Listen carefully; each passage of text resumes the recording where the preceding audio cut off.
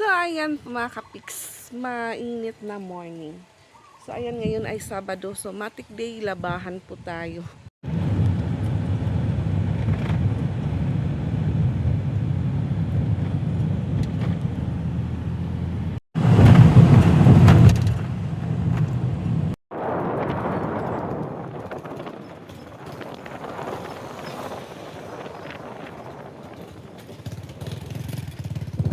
Kaya motor. Motor. Kan naman ka plat. Ate, kay kawag ko. May bisita ka kalaw. Ha? May bisita ka. Bahoy. Nagbong kagadis basura. Live ka? So, nag-video la ako. Kaya di nga nila maram nga nang makadi ako. Kaya hunan nila, di nila madayon. Kuya Isoy.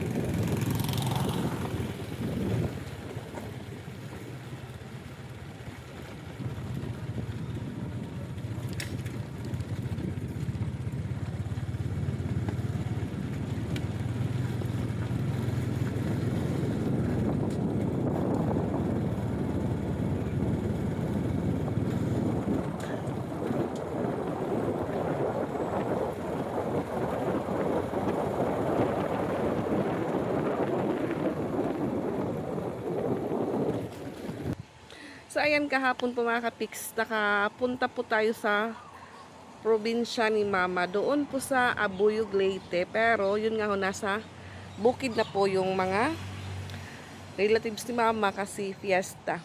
So, ako lang pong mag-isa pumunta doon. Pero, nung isang araw, nagpaplano po kami ng ate ko na nagtatrabaho po sa laundry na kung mabibigyan po or makakahanap po siya ng pamasahe, magsasama po kami papunta doon. Yung problema din po mga kapiks dahil 2 days po yung day off niya. So yung Wednesday, hindi po siya nakapag dito sa hipag ko sa may laundry na malapit po sa amin kasi siya po yung nagbantay kay Luna buong araw. Na timing din po yun nung time po noon na is birthday po ng papa namin. So pagka Thursday naman po, bali nung Thursday dito na po siya nag sideline sa hipag ko. Tapos yun nga ho kahapon po Friday. So gusto niya sanang sumama sa akin. Kaso nung papasok na po siya doon or magpapaalam na po siya doon sa amo niya kasi dalawa po silang nagtatrabaho sa laundry. So may kasama po si ate doon sa pinagtatrabahoan niya po na malapit sa school nila Ate Ezra. So sabi daw ng amo niya, magpaalam ka muna sa isa kung okay na sa kanya na hindi ka makakapasok kahapon Friday, tapos next week bawi ka na lang sa hindi mo pinasukan is bali siya naman yung hindi papasok, tapos yung araw na ano ikaw yung papasok. So yung problema po mga ka-Pix, kasi sinabi po ng amo niya, baka ito na daw yung time na makahanap po sila ng magiging kapalit ni ate. Sabi ko parang iba naman yung ano, parang iba naman yung sagot ng amo mo. Kung baga parang ano ba, may plano silang palitan ka, kasi yun yung sabi, parang ngayon na matutuloy na maghanap daw sila ng ipapalit kay ate. Kaya yun po yung nangyari. Sabi ni ate next year na lang daw, or puhon-puhon pag ma-okay yung ano panahon. Kaya yun kahapon po, hindi lang naman din ako nagtagal doon. Umalis pa ako dito sa Tacloban, alas 9, lumarga po yung van. So bali yung dalawa ko po mga ka-Pix, pinapasok ko po muna sa school. Kasi dapat nung Thursday po kami, kasi yun nga may disco po doon. So kaso yung dalawa ko po ayaw sumama. Ayaw po nila kasi yun nga may pasok. Sabi ko okay lang. Kaso yun nga yung pinsan ko, ano niya na pumunta ko doon kasi pag fiesta daw dito sa amin, marami daw sila pumupunta. Silang magkakapatid, yung hipag ni mama tsaka yung kapatid niyang lalaki. Po sila nagdadalawang isip na mag-travel po papunta ditong Tacloban. So, yun nga ho, happy po yung pinsan ko kasi kahit papano, may nakapunta po doon sa kanila na taga Tacloban. Simpleng handaan lang po yun mga ka-Pix. Yung inaano ko lang po talaga is yun nga, parang may konting oras na banding, ganun. Tapos kahapon din po, wala pong may alam na yun nga, matutuloy ako pag alis. So bali yung may alam lang po yun is yung dalawang anak ko. So sabi ko sa kanila, pag umalis na kayo papuntang school, doon naman ako dito mag-asikaso sa gawaing bahay. Then yun nga, alis ako. Nakauwi ako kagabi mga mag-8 na po mga ka-Pix. So may na-bring home din pa akong ulam na favorite po ng dalawa, humba. Waray. So ngayon po, magsasampay na po ako mga ka-Pix din. Doon din po kami banlaw sa loob, doon po sa CR para yung tapon po ng tubig. Doon na lang po sa CR para hindi na po din magbuhat-buhat ng balde. So malaking tulong po talaga yung pagpagawa ko po ng ano dito. Supply ng tubig galing sa balon kasi yun nga, bawasan din po yung pagod namin sa pagbubuhat ng mga balde. So ayan ang tahimik po ng ating kapaligiran. Sabado na Sabado.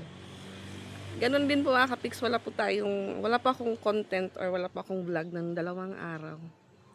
Kasi yun nga nung dito lang po ako sa bahay. Wala po tayong masyadong lakwatsa. Kaya, wait lang po muna ka-Pix. Magsasampay po muna ako. Marami po yung laban. Ito lang po tayo. Medyo tahimik din po kasi yun nga, sila may timang. Si Alisan siguro. Parang, ano ko po maligo siguro yun sila. Kasama sila Rose Ann, Piang, sila Boss Angel dito. Kasi simula po dumating dito si Mama Jen, hindi pa po kami or ako nakapasyal doon sa likod. Nahiya pa ako pumunta doon. Di na lang din po ako gumamit ng washing kasi yun nga mainit naman po. Tapos doon din po sa bukid, ang init. Sabi ko po sa pinsan ko, akala ko sa Tacloban lang yung mainit. Hanggang dito din pala sa inyo ang init-init. Natuwa din po yung tsuhin ko or yoyo ko. Kasi doon po sa amin yung tawag, yoyo or yaya. So tawag po namin sa kapatid ni Mama, yoyo. Sa babae naman po, yaya. Ina-expect din po nila na pupunta din po kami, nakasama ko din po yung ibang pinsan ko dito. So yung pinsan ko po muna nagluluto ng ulam, sabi niya sayang din yung benta niya, tapos may pasok din po. Sabi ng tiyuhin ko, nagluto pa naman daw sila ng maraming kanin kasi yun nga, nag-expect po sila na pupunta kami, marami kaming pupunta. Sabi ko ng tiyuhin ko, hindi na po siya mag-ano sa susunod. Sabi ko, wag naman yun. Puhon-puhon. Okay lang po yung panahon.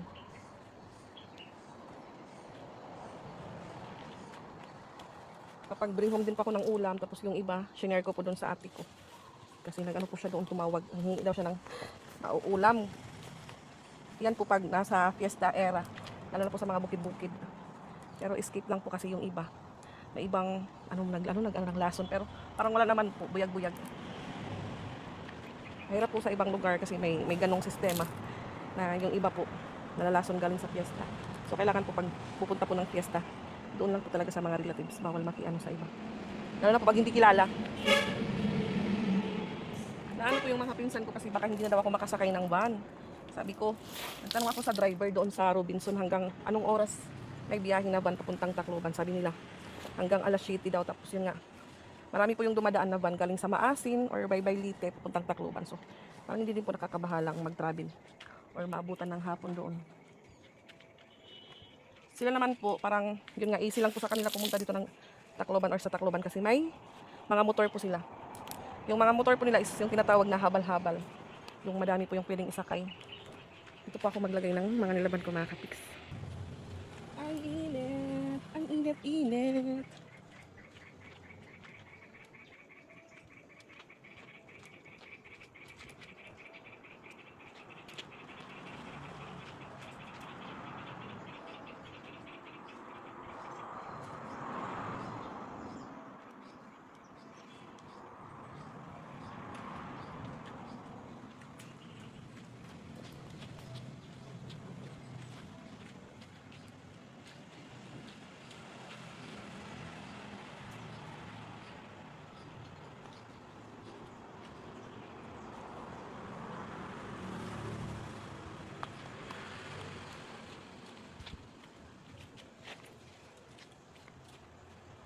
Babad mo na ate.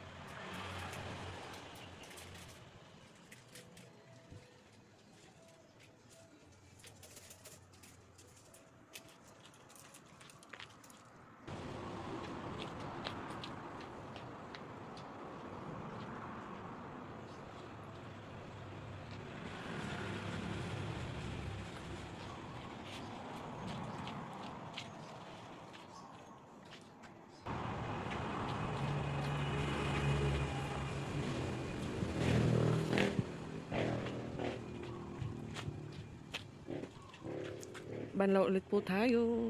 Ayan, sa pangalawang banlaw naman po tayo mga kapiks.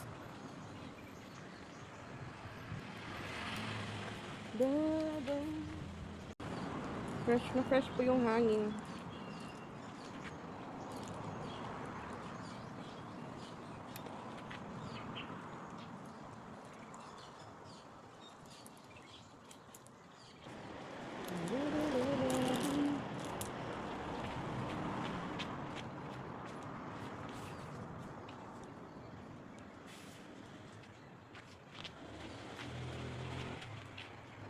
Sa mga short naman po tayo. Ako tumalibang ito nga sayangan ko. Ano pala?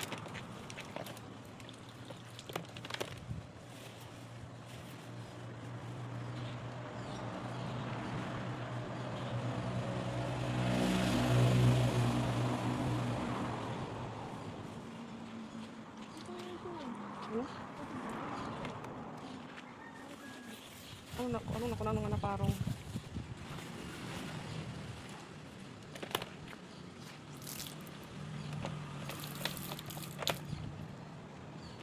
biglang kumilimlim at biglang sumikat na naman yung yung init, charing.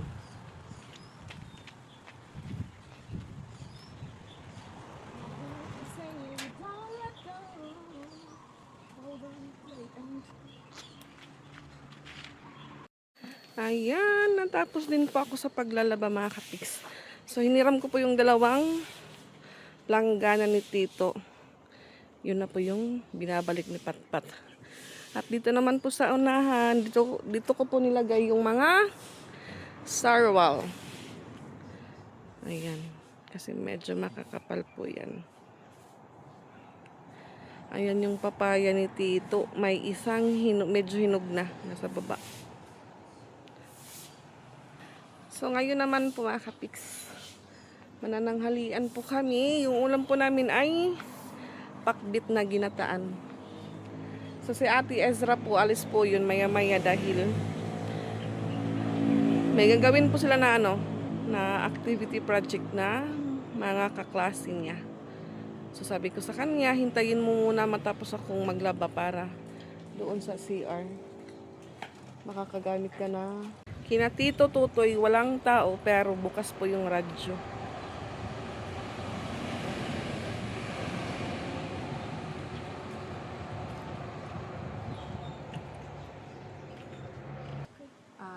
Pakbit na, ginataan. Kasi yun nga, inutusan ko po siya.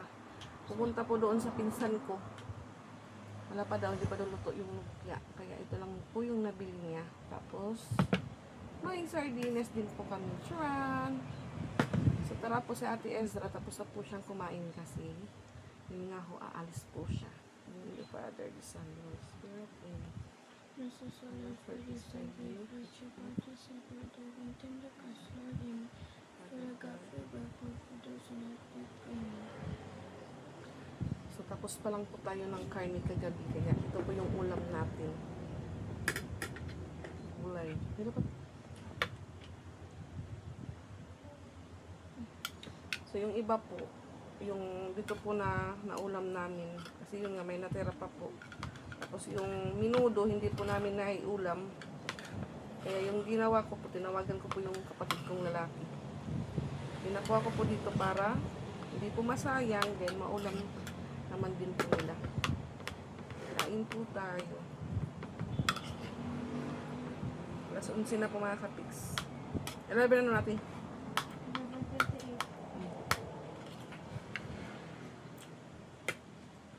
11:20 pero. So yung kanin ko po bahaw, yung kay pat-pat bago. Medyo mainit pa. Ano pa rin? Ano pa rin? Hmm? Ano? Kanang video tayo. Bidyo pa bidyo ka mo. Pero ano? Ano gusto mo? Magpang ka, ano? Magpatulong kasi para mga papel. Ano sorry? Consider what in science? Ano? Mga winnowing, scoping. Ano ka pa? Gusto mo liwat? Ano? Ang papamantas naman ako kanting demon. Wala na mahimok. Deadline 21. Ang magatang kanser. Deadline kan Diyos ka. Leader.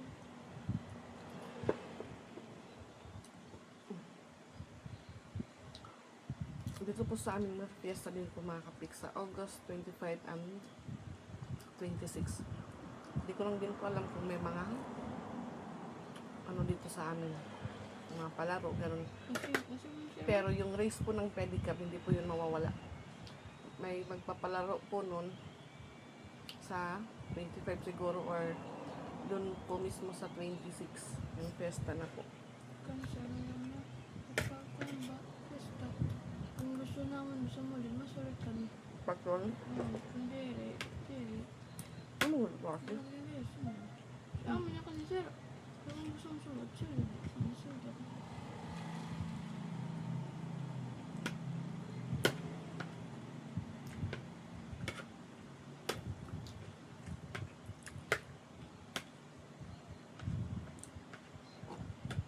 Same po sila mama at papa. Yung mga ibang relatives naman po ni papa sa Tabango, may iba po nakatira sa bukid, may iba naman po nasa baba. Yung kay mama naman po, mas madami po yung nakatira sa bukid. Hindi po sila doon problema ng pagkain kasi marami yung mga duma. Tapos yung hanap buhay din po nila doon is nag-ano po ng lubi, naglulugi. Nung dati pa po, maliit pa ako. Ako po palagi yung kasama ng lola ko. Bali yung hanap buhay po ng lola ko is yung nagbabagos. Or nag-ano po ng walis ting-ting. Nagbabaros.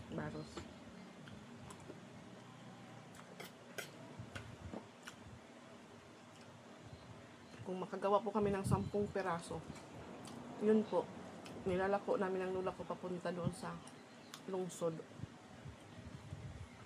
Pag maubos po namin yung 10 peraso, Doon naman po kami nakakabili ng pagkain namin ni Lola. Ano lang po kami mga pics, lakaran lang po kami ng lola ko. Kung napanood po yung video na in-upload ko po doon sa ano, yung video po doon sa page po ni Pix Vlog sa Facebook. Yun po kalayo yung nilalakaran po namin ng lola ko. Napunta po doon sa bukid. Kalahating daan pa lang po yun, hindi pa po yun buong daan. At maganda na din po yung way nila doon kasi semento na. May iba pa naman po rough road pero hindi pa po. Hindi pa po lahat ng semento.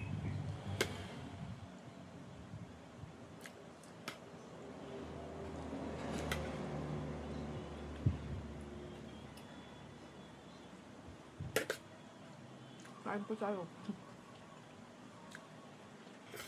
Naingan naman po ako ulit kumain.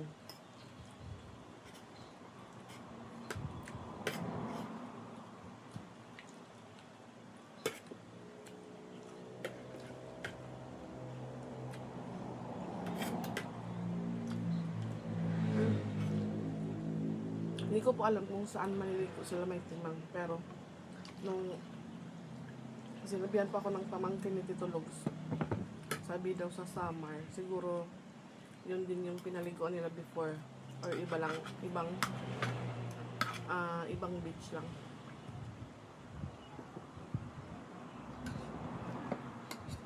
Sabi ni Glyza mag-overnight daw doon sila. Kasi yung nga ho, hindi pa ako nakachika. Kasi hindi pa po ako nakapasyal doon. Tapos kahapon umalis ako.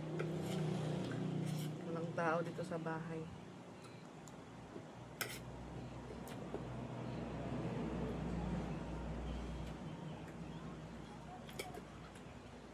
Maganda po kayong maligo kasi sobrang init po mga ka-pics. May ibang nililiguan or naliliguan na mga spring water. Pero medyo malayo din po. Kailangan po talaga may service.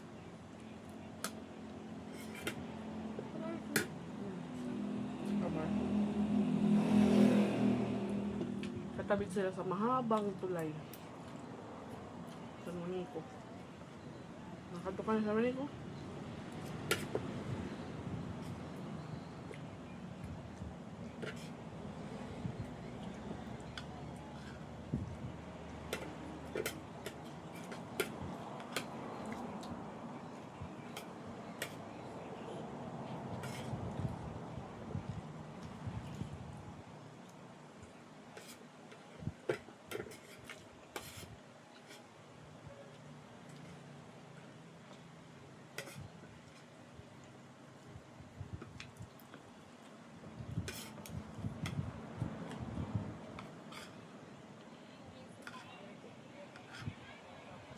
Masarap po yung yung talong na nabot.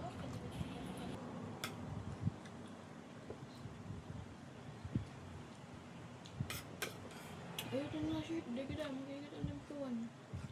Sila. Ang pwede ba kung ito na po sa matuwag.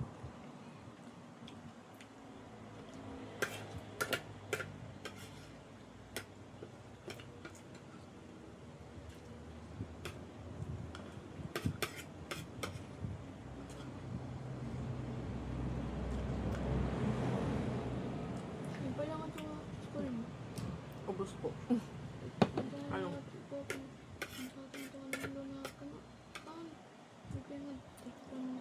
Kaya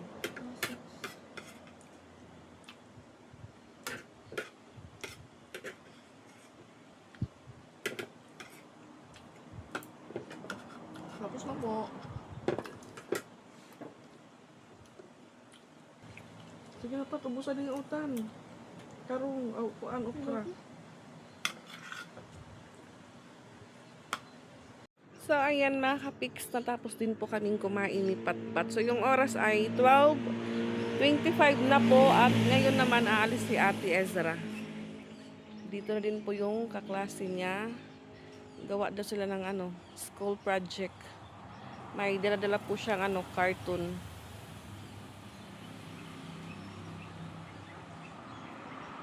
So, yung kasama niya po is kapatid naman po ng hipag ko na kaklase ni Ate Ezra. So yun nga mga kapiks, i-chika ko lang po sa inyo yung nangyari po nung sakay po ako ng van. Alam niyo po, napaisip na naman po ako kay mama. Napaiyak na naman po ako kasi yun nga, nag-flashback po sa memory ko po yung ano namin ni Mama Travel. Kasi ako po palagi yung sinasama ni Mama tuwing pupunta po siya ng Abuyog, tuwing fiesta kasi alam niya po na ako po yung sasama sa kanya. Hindi po niya inaano yung ibang kapatid ko. Hindi po sila sanay sa mga lakad-lakad na kasama si Mama. Lakad na malayo or travel ng malayo. Kasi pag fiesta po ng Abuyog or sa Karayi na yung isang kapatid na babae ni Mama doon po nakatira sa Karayi. Buwan naman ng Mayo po yun mga kapik. So, kahapon, yun nga, sabi ko, aray ko, kung dito sana si Mama. Pagkatabi po kaming uupo sa front seat. So bali, 3 lang po yung pwedeng umupo doon. Driver, yung isa sa gitna, yung isa naman po sa gilid. So yung nangyayari, si Mama yung sa gitna. Kasi ayaw niya po din matutok sa aircon. Kasi yung mama po namin ayaw sa malamig na lugar or ayaw niya po sa mga hangin-hangin ganun. Kaya yun ho, napaluha po ako. Sabi ko, kung dito lang yun si Mama, kami po yun yung magkasama. Okay lang po yun sa kanya kahit umuwi po kami agad ng hapon. Kasi alam niya po na may mga anak po ako na hindi makakasama sa mga lakad kasi yun nga nag-aaral. Pero pag buwan po ng Mayo, makapunta po kami doon sa Karayi. Kinabukasan na po kami nakakauwi. Tapos yun nga naliligo po kami sa sapa. Tapos yun sabi din po ng tsuhin ko kagabi daw, ay nung 13 or naisip po nila si Mama. Kung buhay pa daw yun, baka napa-advance daw yung pagpunta ni Mama doon sa kanila. Sabi ko, oo. Siguro mga 12 or hindi pa po magdispiras.